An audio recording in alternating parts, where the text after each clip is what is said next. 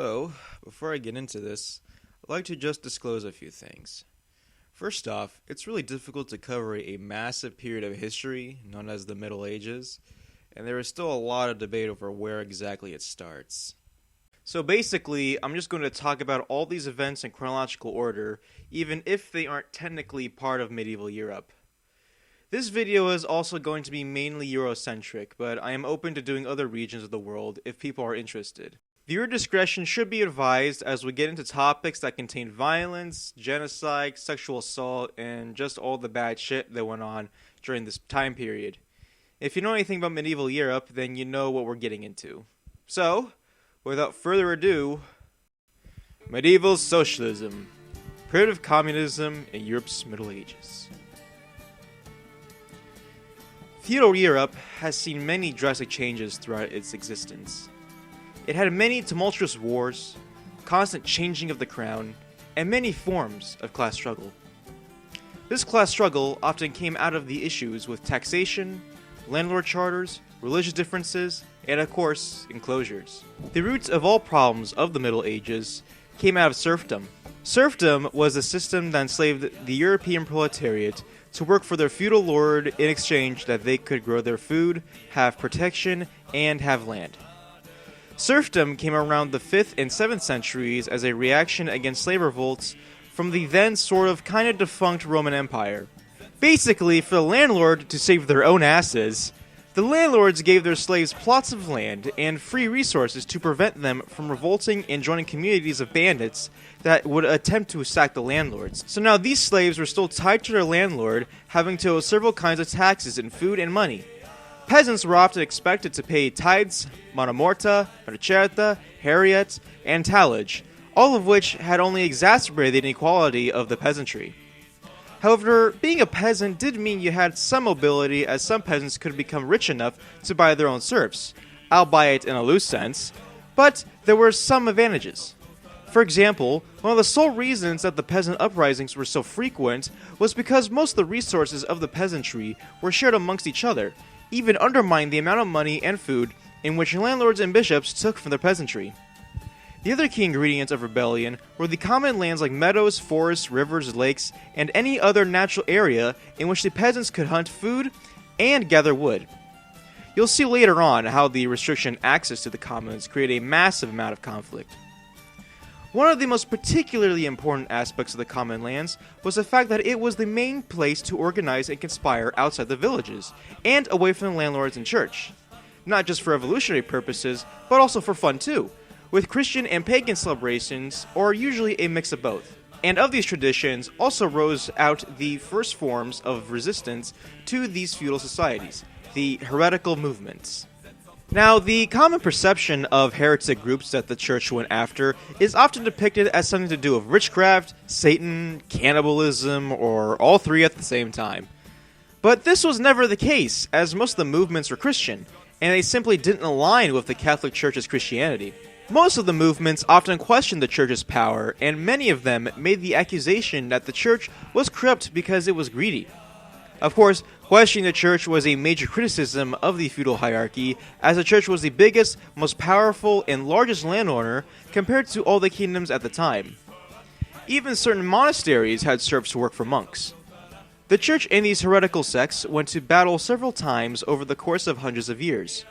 The church and feudal lords attempting to slay any resistance at all costs. Now, while heretics were made up of all sorts of people from many different classes, they were very popular among the peasantry, as the peasantry sought alternatives to serfdom. One example are the Cathars, a radical Gnostic Christian movement that are so mysterious they could occupy the realm of mythos. The Cathars are a heretic sect that had a very different kind of Christian belief system and a very different society that hasn't come before it or since. The Cathars believe that God did create everything and that He is in heaven, and that the goal of life is to get to heaven. And they also believe Satan orchestrates the material world, and that Satan created the world, nature, and our bodies. They believed our bodies are simply a vessel for our souls to ascend to heaven, which means that anyone can be a guide to get our souls there. These guides are priests, known as the Perfecti, and a vast majority of them were women. As one could guess, women in serfdom would often flock to the Cathars because they had far more social and political advantages than they would within the Catholic faith and under the authority of a landlord.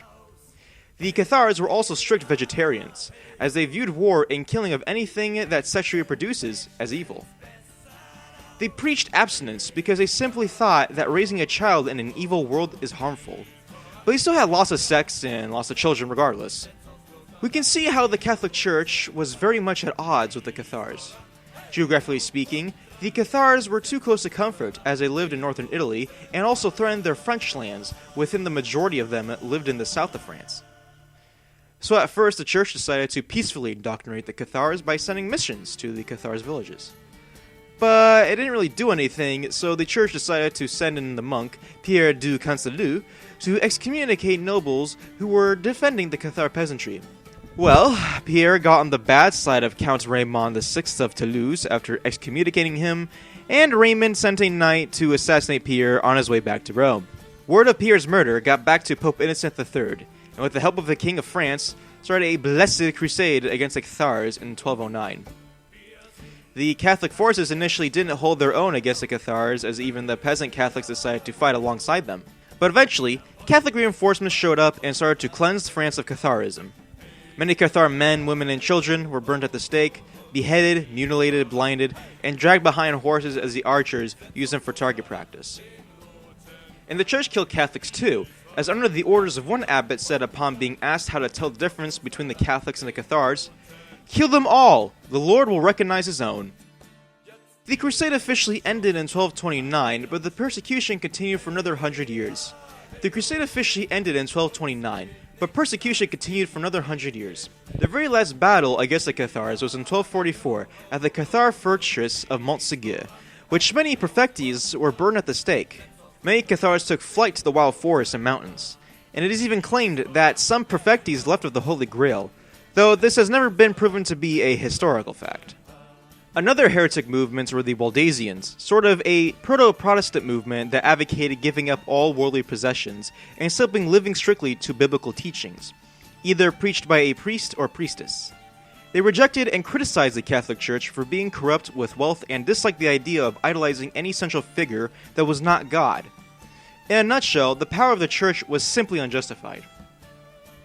Our good old friend, Pope Innocent III, declared the Waldensians heretics in 1215, and 80 Waldensians were burned at the stake in Strasbourg, beginning almost 200 years of persecution. Jumping ahead to 1487, a crusade was launched against them in France by Pope Innocent VIII, destroying such a massive amount of territory that the Duke of Savoy had to fight back to save his territories and laborers, but many of the Waldensians already left the territories. Persecution by the church ended in 1491, at least for a time. The Waldensians have survived to this day, and they have many churches all around the world. One of the most radical heretical groups were the Rights of Bohemia. During the Hussite Wars of the late 15th century, the Hussites were a heretical group that intended to reform the church as they deemed the Catholic Church and the Pope himself corrupt, and wanted to get rid of its religious hierarchy, which instigated a 20-year war in a region of Hungary. The Taborites were one of the largest factions of Hussites at the time, and organized themselves along a non-hierarchical communal society, sprouting from the city of Tabor. The Taborites shared their resources and land with all the peasantry, announced that there would be no more masters or landlords, which meant there was no taxation of any sort. So life was pretty good up until 1452, when the Taborites simply didn't have the military capabilities to resist the church's forces and the surrounding kingdom's onslaught. Now, while religion was often a catalyst for realizing new societies as a way to undermine feudal society, much of the peasant revolts had everything to do with economics. One of the most famous examples being the English Peasants' Rebellion of 1381. In Essex, in the Kingdom of England, the taxes were too damn high. The peasantry, artisans, women, and the rest of the landlord proletariat have had enough of the constant drain of their income and the continuous work their families had to do after the Black Plague wiped out a vast majority of the labor. They rose up, led by their democratically elected leaders Wat Tyler and Jack Straw, and the peasants protested against the taxmen and their landlords and sacked their castles. This created a region-wide revolt that became a serious concern for the English powers.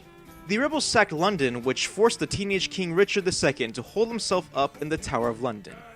This citywide riot evolved a new leader of the rebellion, the priest John Ball, who would often rally English folk with his sermon. Ah, yes, good people, the matters goeth not well pass in England, nor shall not do till everything be common, and that there be no villages nor gentlemen, and that we may be all united together, and that the lords will be no greater masters than we be. What have we deserved, or why should we be kept thus in savage? We be all come from one father and mother, Adam and Eve, whereby can they say or show that they be greater lords than we be? Saving by that they cause us to win and labour for that they dispend. They are all clothed in velvet and camlet furred with grease, and we be vestured with poor cloth, and they have their wines, spices, and good bread, and we have the drawing out of the chaff and drink water. They dwell in their fair houses, and we have the pain and travail, rain and wind in the fields, and by that cometh of our labours they keep and maintain their estates. We be called their bondsmen, and without we could do readily with them service. We be beaten, and we have no sovereign to whom we may complain, nor that will hear us nor do us right. Let us go to the king, he is young, and show him what savage we be in, and show him how we have it otherwise. And else we will provide us some remedy, and if we go together, all manner of people that be now in any bondage will follow us to the intent to be made free. And when the king seeth us, we shall have some remedy, either by fairness or otherwise. And to John Ball's pleasure, the king came to the rebels. On June 15th, Richard left the Tower to meet Tyler and his crew at Mile End, and agreed to most of the terms set out by the rebels, which were to get rid of taxation, recognize the right to self-regulating villages and cities, and abolish serfdom. All of which Richard agreed to in a signed charter. Richard went back to the Tower, only to find it taken over by the rebels. He set up another meeting with Tyler on the pretense that there would be no additions to the charter, but all Richard really wanted to know was why the rebels hadn't left. Now, here is where the records get foggy, because many accounts say that Richard tried to arrest Tyler, or that Tyler tried to attack the mayor of London, but all we know is a fight broke out, Tyler died, and Richard escaped. Jack Straw and John Ball were both executed as the rebellion was crushed by the military might of the crown, and Parliament rejected all the charters that were signed during the revolt. Many peasants' revolts took on the character of the English Peasants' Rebellion, and as the 1400s rolled around, the life of the European proletariat completely created a paradigm shift. With the Black Plague killing much of the labor in the previous century, much of the peasantry and the urban poor found a lot more leveraging power over the nobility, the church, and the up-and-coming wealthy merchants. Agricultural farmers and urban workers were paid vastly large sums of money every day, and employers often kept hiring more workers for even higher rates. The proles were now able to refuse work for a time until their employers gave them what they wanted, demanded additional perks, were paid every day, and afforded clothes that were as exquisite as any nobleman or woman. Even the wage gap between men and women were basically closed over the century, and still peasant revolts did continue in order to reduce the authority of feudal society. However, this also created an advantage for wealthy merchants to undermine both the proletariat and the feudal elite. This became especially apparent with the introductions of enclosures in the 16th and 17th century. Enclosures were a way for landlords to utilize their land in order to make money from the textile industry, basically cutting off the peasants' common lands for sheep herding. The enclosure was exacerbated as many kingdoms were now passing laws to allow the full protection of the state with the process of enclosures. This of course led to a lot of inequality as rural peasants were kicked off their land and forced to become urban workers in cities, as well as create a food production problem as fertile land was not being utilized for farming. This caused multiple riots to rage across the countryside, the majority led by women, in order to take back the common land.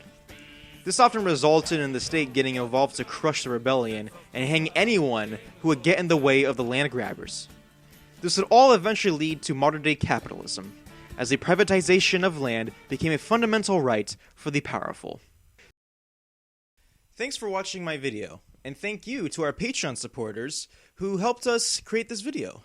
Thanks to BK Lafton, James K, Sergey Bubachikov, Jordan Hogji, that's how you say it, and Comrade Pop. And special thanks to my friend Sergey, who gave me that awesome, sweet German medieval folk music. Really enjoyed that. I'm still listening to it every day.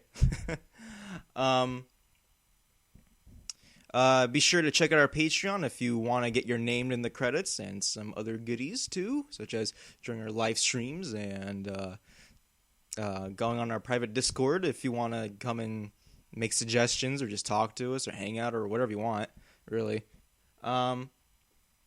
As well as we'll be holding another poll soon for another video we'll be making about history. So again, it's just like last week. You can vote on it. I'll have one on Twitter, and I'll have one as a straw poll, and I usually just combine the two, which is why we have medieval socialism for this video. So thanks again for watching. Be sure to vote, like, and comment. It helps us go a long way with exposure, as well as do that for the rest of LeftTube. And yeah, thanks for watching. Bye bye.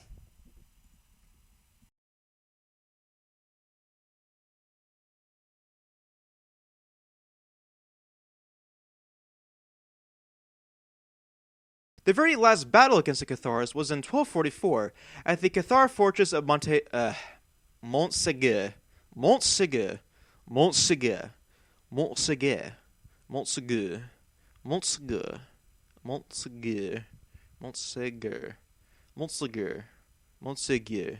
Montségur. Montségur. Okay. Montségur. Montségur. Montségur.